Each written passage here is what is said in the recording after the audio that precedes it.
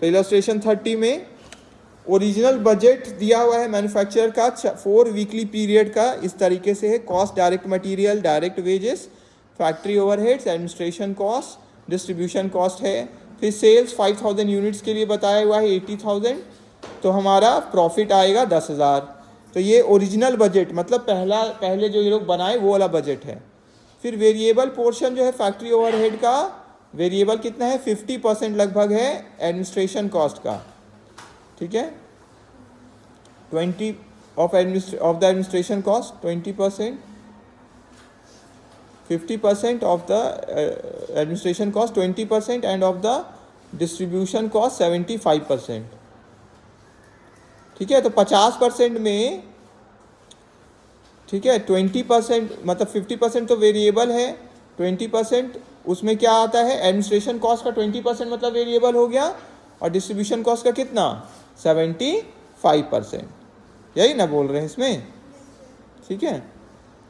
Language थोड़ा लंबा line था। देखिए ऑफ द टोटल, फिर डायरेक्ट वेज में 9,000 जो है पर 4 वीकली पीरियड वो पे किया जाता है स्ट्रेट पीस रेट बेसिस पर, ठीक है, जितना,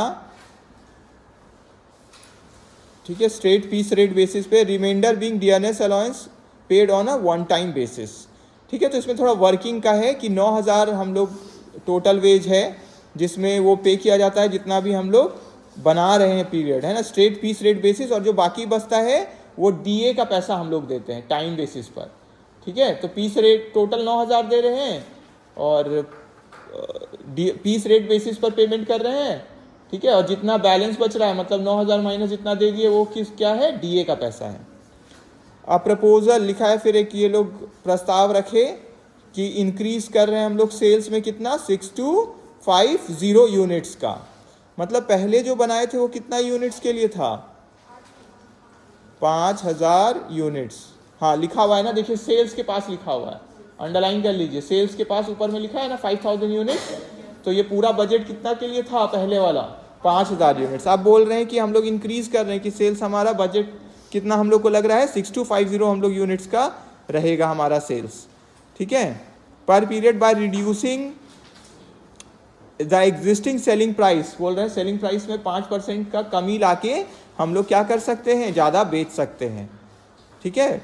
तो प्रोडक्शन साइड से सजेस्ट किया गया कि एडिशनल आउटपुट के लिए हम लोग को 10% एडिशन करना होगा यूनिट पीस वर्क प्राइस में, मतलब 10% और देना होगा, ठीक है। पीस रेट प्राइस में जो हम लोग पीस वर्क प्राइस जो लेबर को दे रहे हैं ना उसमें 10% हमको क्या करना होगा हर यूनिट में और बढ़ा के देना होगा। एंड विथ नो एडिशन, और कोई एडिशन नहीं होगा किसमें, लेबर फोर्स में, मतलब एक्स्ट्रा लेबर नहीं आ रहे हम लोग, बस उन्हीं को थोड़ा बढ़ा के हम लोग पेमेंट कर देंगे लेबर को, ठीक है। और एक्सटेंशन होगा, EXTEN होगा, extension of the present working week, मतलब एक्सटेंशन भी ये सब नहीं होगा, उसी में बस बढ़ा के हम लोग कर दे रहे हैं। तो हम लोग को रिवाइज बजट बोला गया है कि नया प्रपोजल के हिसाब से रिवाइज बजट बनाइए, है ना। अच्छा, कल आपको हम कुछ लिंक्स भी भेजे हैं, तो वो वीडियो में भी है, ये वाला भी है, फिर अभी जो डिस्कस किए ना हम लोग वो भी है वीडियो, जो ऑनलाइन क्लास वाला वीडियो है, ठीक है। तो कल आपको लिंक हम भेज चुके हैं, उसमें परफॉर्मेंस बजटिंग और ZBB का भी डिस्कशन है, थ्योरी पार्ट भी शॉर्ट में है ना, तो वो देख सकते हैं। फिर मास्टर बजट वाला भी डिस्कस्ड है, वो कल भेजे हैं आपको, ठीक है। जो भी भेजते हैं ना कम से कम कोशिश करिए कि एक बार देख ले, तो उससे क्या होता है कुछ एडिशनल पॉइंट्स का पता चल सकता है ना। जैसे आपको जो हम पढ़ा रहे हैं और अगले बार जो पढ़ाएंगे वो अलग हो जाएगा, है ना, उसमें कुछ और पॉइंट्स भी, नए पॉइंट्स भी आ सकते हैं। तो देखना चाहिए कि कुछ और भी चीज़ है क्या। तो क्लास में तो अटेंड कर ही लिए, उस क्लास वाला भी रिकॉर्ड हो जाता है तो हम वो भेज ही देते हैं, लेकिन उससे अलावा भी कुछ है तो एक बार देख लेंगे। तो पीछे जाके बात कर लीजिए, उधर कैमरा रहता है ना, ठीक नहीं लगता है, ठीक है। चलिए देखिए, तो फिर हम लोग अब इसमें देखते हैं तो हमारा चेंजेस कहाँ आया है। सेलिंग प्राइस में चेंजेस आया है ना। तो पहले हम देखिए 80,000 का टोटल सेल्स कर रहे थे, कितना यूनिट्स बना रहे थे, वर्किंग नोट्स में देखिए किया हुआ है 5000 यूनिट्स, ठीक है। तो एक यूनिट का दाम कितना हो गया 16 रुपया, और अब हम कितना कम में बेचेंगे 5% कम में बेचेंगे, तो लेस 5%, तो अब एक यूनिट का दाम कितना होगा 15.2, इतना रुपया में हम बेचेंगे एक यूनिट को, क्लियर है। तो अब क्या करेंगे 15.2 इंटू कितना कर देंगे 6250, तो कितना आ जाएगा उधर 95,000। क्लियर है? देख लीजिए ऊपर 95,000। क्लियर है? तो सिंपल में हम लोग जहां जहां चेंज आया है उसको हम लोग क्या करते हैं, रिवाइज बजट में उस चेंज को लेके हम लोग पोस्ट कर लेते हैं। क्लियर है? और चेंज कहाँ आया है बोलिए? डायरेक्ट मटेरियल भी तो आपको ज्यादा लगेगा ना, 5,000 यूनिट्स में आपको कितना लग रहा था?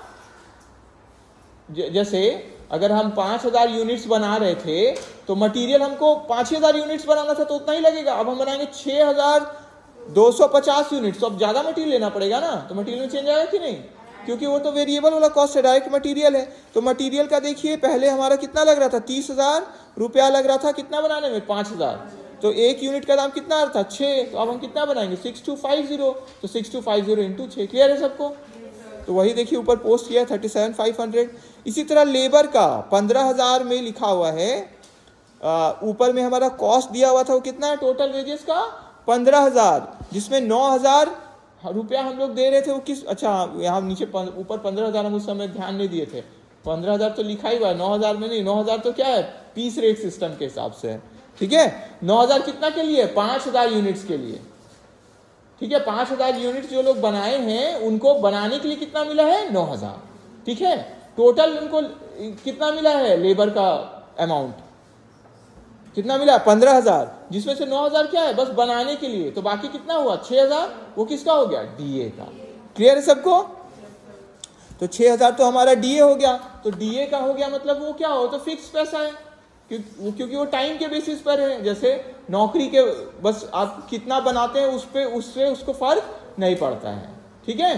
तो 9,000 जो मिला है वो क्या मिला है, बनाने को लेके। कितना आप यूनिट्स बनाए, कितना बनाए हैं आप, 5,000 यूनिट्स। तो 9,000 डिवाइडेड बाई 5,000, एक यूनिट बनाने का कितना मिलता है इनको, 1.80। और इस बार कितना बढ़ जाएगा उसमें, 10%। तो प्लस 10% कर दिए तो अब कितना हो गया, 1.98। क्लियर है सबको? और 6,000 तो मेरा फिक्स निकल चुका है डीए का। क्लियर है? ठीक है? तो अब टोटल वेरिएबल मेरा कितना हो गया, 1.98 इंटू 6250। ठीक है? और 6,000 तो मेरा किसका फिक्स है, डीए का। ठीक है? तो देखिए, अच्छा इसमें डीए का फिर कहाँ लिया गया, नीचे लिया है क्या, तो ये लोग छोड़ दिए डीए। 6,000 फिर ये लोग ऐड नहीं किए हैं, ऐड होगा वो। ठीक है? डायरेक्ट लेबर में प्लस 6,000 भी होगा, क्योंकि और कहीं थोड़ी उसको ऐड करना होगा। तो यहीं पे क्या वेरिएबल कहीं और ऐड किए हैं क्या, 6,000 नहीं, ऐड और तो कहीं नहीं किए हैं। आंसर में 12,375 है ना, उसमें प्लस 6,000 भी होगा, डीए का भी तो जाएगा। ठीक है? प्लस 6,000 करिए, प्लस 6,000, 12,375 ऊपर में आंसर वाला में प्लस 6,000, मतलब टोटल कितना दिखेगा, 18,375 दिखना चाहिए। क्लियर है सबको? समझ गया ना सब? बुक में वो मिस हो गया है, उसको उनको करना चाहिए था, तो उसके कारण हमको लगता है आंसर चेंज हो सकता है। ठीक है? देख लीजिएगा आप लोग, मेन कॉन्सेप्ट है, समझ गए ना कॉन्सेप्ट? तो देखिए जैसे यहाँ 15,000 लिया है, 15,000 कैसे लिया गया है, 9,000 प्लस 6,000। तो इधर भी तो 6,000 तो प्लस करना ये लोग भूल गए। 12,000 वाला तो ले लिए 1.98 करके, लेकिन 6,000 फिक्स कॉस्ट है, फिक्स्ड है किसके लिए, डीए के लिए, है ना? अच्छा, तो वो अब डाउट होगा कि डीए का है सर, तो ये डायरेक्ट लेबर में क्यों गया, क्योंकि वो तो लेबर का है, वो तो देना ही ना आपको। ठीक है? अगर आप उसको अलग से दिखाना चाहते हो तो आपको एजम्पशन करके लिखना होगा कि डायरेक्ट यूनिट में नहीं है तो प्राइम कॉस्ट नहीं है, इस तरह से। लेकिन एक तरह से क्या लेबर है और वो मेरा क्या है, वो हमको देना है, तो ये मान के हम लोग उसमें ऐड कर, जैसे 15,000 तो ऐड किया हुआ है ना। कोई दिक्कत हो गया है? अच्छा ठीक ठीक।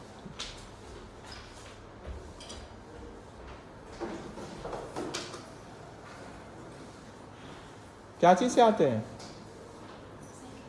ठीक है, तो यही भगवान का नाम लेते रहिएगा, है ना, जो पढ़े हम लोग। ठीक, कोई बात नहीं जाएगी एकदम। अभी 3 दिन छुट्टी भी है कल से। क्या नाम है इनका? हाँ, ठीक। इनका नंबर है कि नहीं के पास? तो हमको व्हाट्सएप कर दीजिएगा, ठीक है। ठीक है, देखिए फिर बाकी सब, फिर देखिए वेरिएबल। अच्छा अब देखिए, अब सॉल्यूशन, अब हम लोग वेरिएबल फिक्स्ड ओवरहेड का भी वर्किंग किया हुआ है। तो क्योंकि वेरिएबल है तो वेरिएबल 8,750 हमको लगता था कितना बनाते थे जब 5,000, तो अब हम कितना बना रहे हैं 6,250। तो उसे इंटू करके हम लोग निकाल लिए कि 6,250 में कितना निकलेगा, तो सीधे आ गया, है ना। क्लियर है सबको। तो यहाँ पे आपका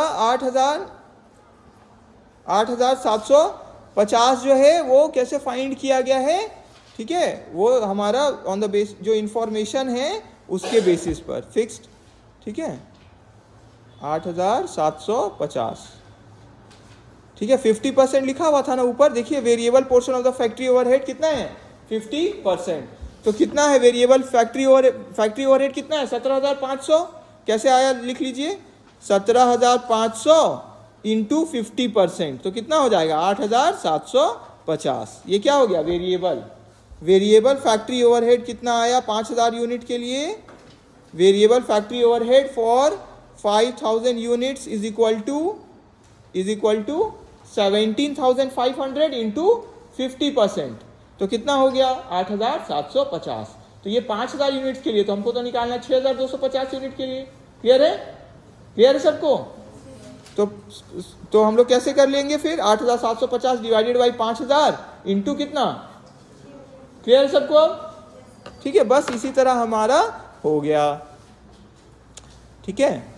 एडमिनिस्ट्रेशन का लिखा हुआ है 20% क्या है हमारा 20% वेरिएबल है। अच्छा सबका वेरिएबल लिखा हुआ था ऊपर में, उस समय हम उतना अच्छे से नहीं पढ़े।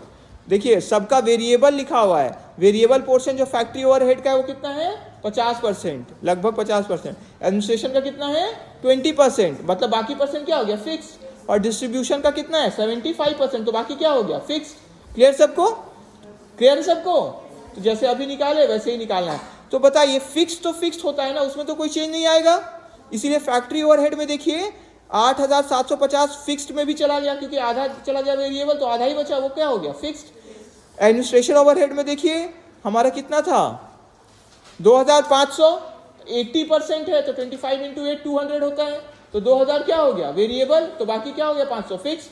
इसी तरह डिस्ट्रीब्यूशन कॉस्ट में 5,000 है और 75% क्या है वेरिएबल, तो 25% क्या हो गया फिक्स्ड। तो 5 इंटू 25 125, तो 1250 कहाँ चला गया फिक्स में, और बाकी किस में चला गया वेरिएबल। क्लियर सबको, बस यही बन गया आपका। तो प्रॉफिट में देखिए अंतर आया है, पहला में प्रॉफिट 5,000 यूनिट बना रहे तो कितना आया 10,000, और दूसरा में कितना आया 10,875। क्लियर सबको। तो इनको रिवाइज किए बजट, तो प्रॉफिट बढ़ा है। नेक्स्ट जाइए, कंट्रोल रेशियोज लिखा हुआ।